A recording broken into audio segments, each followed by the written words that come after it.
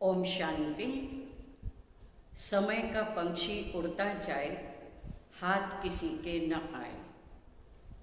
कोई भी कार्य अगर हम समय पर करते हैं तो हमें सफलता मिलती ही है, और अगर कोई कार्य समय पर हम नहीं करते, समय बीत जाने के बाद हम करते हैं तो उस कार्य में हमें सफलता नहीं मिलती, बहुत दुखी होते, पश्चाताप करना पड़ता, रोना पड़ता।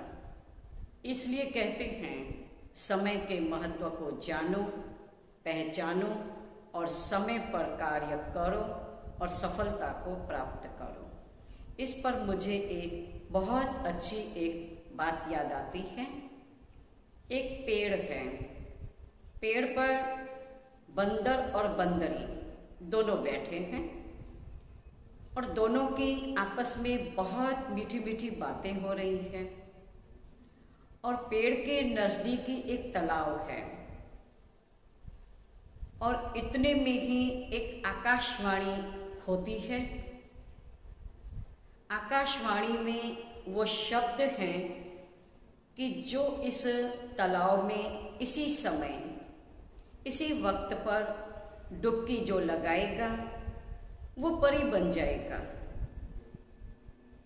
तो बंदर और बंदरी की आपस में बहुत मीठी बातें हो रही थी और बंदरी ने ये आकाशवाणी के शब्द सुन लिए।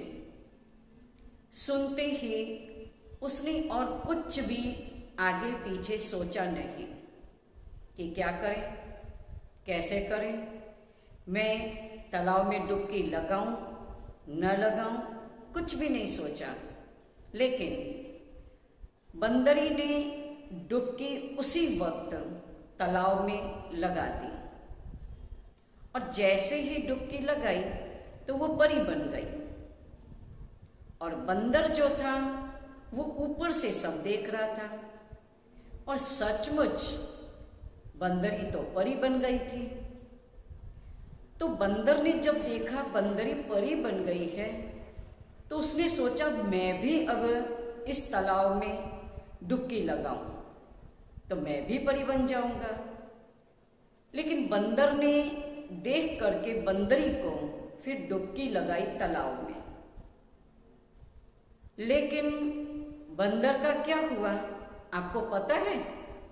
जैसे ही उसने डुबकी लगाई तो डुबकी लगाते ही वो परी तो नहीं बना, लेकिन उसकी टांग टूट गई।